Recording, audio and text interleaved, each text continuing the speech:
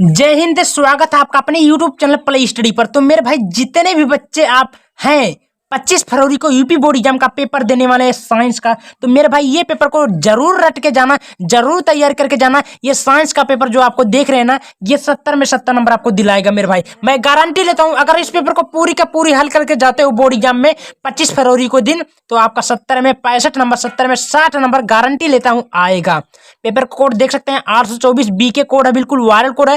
ये विज्ञान का आपका पेपर है साइंस का। यहाँ पर आपका अनुक्रमांक भरा जाएगा, यहाँ पर नाम भरा जाएगा। इस पेपर को मैं पूरा हल बताऊंगा, सॉल्यूशन के साथ बताऊंगा। आप लोग को मैं थोड़ा हिंट करके दिखा रहा हूँ। देखिए पेपर है मेरे भाई, अब पूरी की पूरी हल करके जाओगे तो आपका बहुत बढ़िया नंबर आएगा, अच्छा नंबर उठेगा, ठीक ना।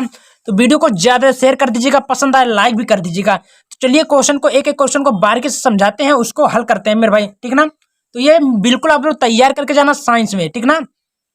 समय आपका 3 घंटा 15 मिनट पेपर को हल करने के लिए दिया जाएगा। यहाँ बोला प्रारंभ के 15 मिनट परीक्षार्थियों को प्रश्न पढ़ने के लिए निर्धारित है, ठीक है। फिर आपके सामने यहाँ पर देखिए खंडा, और खंडा हमारा यहाँ 20 टू बहुविकल्पीय प्रश्न दिया है। अब देखिए क्या करना मेरे भाई, ध्यानपूर्वक देखेंगे, पूरा का पूरा नंबर मिलेगा। तो सबसे पहले आपके सामने क्वेश्चन बोला है कि एक प्रिज्म द्वारा सबसे अधिक विचलन किस रंग में होता है। सबको पता होगा, 4 ऑप्शन दिया, चारों में से भाई सबको पता होगा। आपका राइट उत्तर क्या होगा, ये होगा बैंगनी में, ठीक है। पूरा का पूरा हल करके जाओ, ताल का मचाए देवो। फिर आपके सामने यह देखिए दूसरा क्वेश्चन बोल रहा है कि सूर्योदय एवं सूर्यास्त के समय क्षितिज पर आसमान दिखता है, क्या दिखता है, सबको पता होगा, रक्ताभ। राइट उत्तर का ये होगा, समझ में आ रही है, यानी कि दूसरे का भी होगा। फिर तीसरा क्वेश्चन आपके सामने बोल रहा है कि दूरदृष्टि दोष में किसका प्रयोग होता है, सबको पता होगा, उत्तल लेंस का प्रयोग होता है, ठीक है। ऐसे मार आराम से टिक मारना है, पूरा का पूरा नंबर अचीव करना है, समझ में आ रही है। चलिए चौथा क्वेश्चन बोल रहा है कि मानव नेत्र के किस भाग पर वस्तु का प्रतिबिंब बनता है। तो 4 ऑप्शन दिया, सबको पता होगा, और रेटिना पर। राइट उत्तर आपका मेरे भाई बी होगा। चलो पांचवा क्वेश्चन आपके सामने बोल रहा है कि धारा मापने के लिए किस यंत्र का प्रयोग करते हैं। तो धारा मापने के लिए हम लोग एमीटर का इस्तेमाल करते हैं, सबको पता होगा। आपका 5वें का ए होगा करेक्ट उत्तर। फिर आपके सामने यहाँ देखिए छठवां नंबर क्वेश्चन बोल रहा है कि एक धारावाही विद्युत चालक के चारों ओर उत्पन्न होता है, क्या होता है, उत्पन्न होता है, सबको पता होगा, चुंबकीय क्षेत्र उत्पन्न होता है। छठवां का आपका सी राइट उत्तर होगा। फिर आपके सामने 7वां नंबर क्वेश्चन देखिए क्या बोल रहा है कि एक अश्व शक्ति बराबर होता है। तो एक अश्व शक्ति बराबर क्या होता है, सबको पता होगा, तो 746 वाट होता है। राइट उत्तर डी होगा, समझ में आ रही है। फिर आपके सामने अगला क्वेश्चन 8वां नंबर ध्यान से देखते हैं। उससे पहले आपसे छोटी सी प्रार्थना रिक्वेस्ट है, वीडियो को लाइक नहीं की तो लाइक भी कर लीजिएगा, पसंद आए सब्सक्राइब भी कर दीजिएगा, क्योंकि सब्सक्राइब कर रहेंगे तो आपको मैं जो वीडियो अपलोड करूंगा आपके पास पहुंच जाएगा तुरंत के तुरंत, ठीक ना।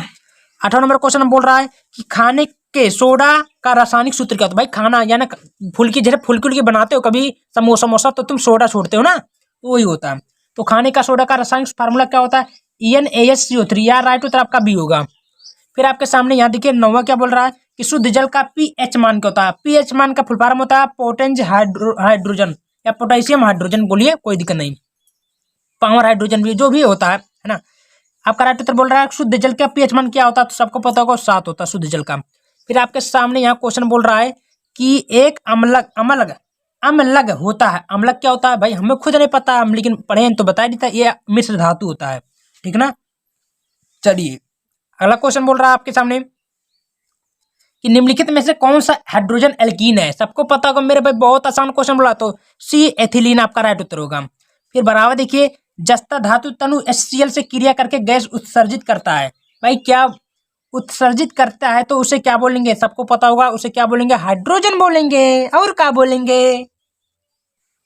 13वां नंबर क्वेश्चन आपके सामने बोल रहा है Li से क्या होता है, लिथियम होता है। विकर्ण संबंध दर्शाता है, किसको दर्शाता है, मैग्नीशियम को दर्शाता है। राइट उत्तर ए होगा, ठीक है। चलो आगे बढ़ जाते हैं हम। फिर 14वां नंबर क्वेश्चन आपके सामने बोला था कि द्विखंडन विधि द्वारा जनन होता है, किस में होता है, उपयुक्त सभी में होता है, ठीक है, डी आपका राइट उत्तर होगा। फिर आपके सामने 15वां नंबर क्वेश्चन बोला था कि निम्न में से कौन सा पादप हार्मोन्स होता है, साइटोकाइनिन होता है। राइट उत्तर डी होगा आपका, है ना। रहुआ वीडियो को लाइक कर लियो। 16वां बोला था पुष्प का जनन अंग होता है, किसमें होता है, भाई सबको पता होगा, पुंकेसर एवं स्त्री केसर में होता है। राइट उत्तर सी होगा। फिर आपके सामने 17वां क्वेश्चन बोला था कि मेंडल के अनुसार निम्न युग में कौन सा प्रभावशाली लक्षण है, प्रभावी लक्षण है, सबको पता होगा, लंबा तना हुआ गोल बीज, बी राइट उत्तर होगा। फिर आपके सामने 18वां क्वेश्चन बोलता है कि प्राकृतिक पारितंत्र क्या होता है? वन होता है, सबको पता होगा, डी राइट उत्तर होगा।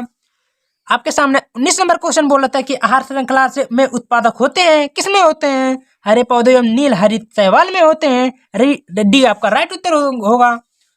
फिर आपके सामने लास्ट क्वेश्चन बब्बर कम बैक 20वां बोला था कि ओजोन परत में क्षय निम्न किसके कारण होता है? सबको पता होगा, क्लोरोफ्लोरोकार्बन के कारण होता है। राइट उत्तर आपका डी होगा मेरे भाई। समझ में यहाँ तक 20 में से कितना समझ में आए वो भी बताओ कमेंट की क्या, ठीक ना। वो काफी ज्यादा इंपॉर्टेंट है 20 वाला, कहीं मिस्टेक नहीं करो, ठीक है।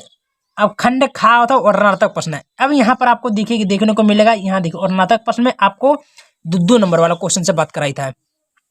सबसे पहले क्वेश्चन बोल रहा है कि आसमान में तारे क्यों टिमटिमाते हैं, समझाइए, व्याख्या कीजिए। फिर भाई 2 नंबर का क्वेश्चन बोला तैयार कर लियो, बहुत ही ज्यादा इंपॉर्टेंट है।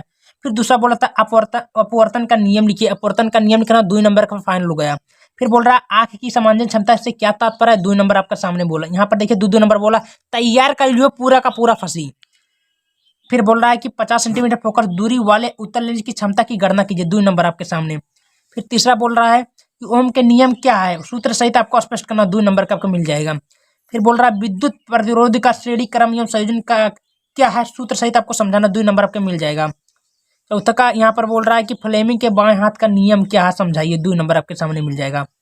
फिर यहाँ पर बोला दक्षिण हस्त का अंगूठा का नियम क्या होता है, समझाइए, 2 नंबर के मिल गए। देखिए 2 नंबर का सारा बोला, काफी ज्यादा इंपॉर्टेंट, तैयार कर लियो पूरा का पूरा, तबाही मचेबू।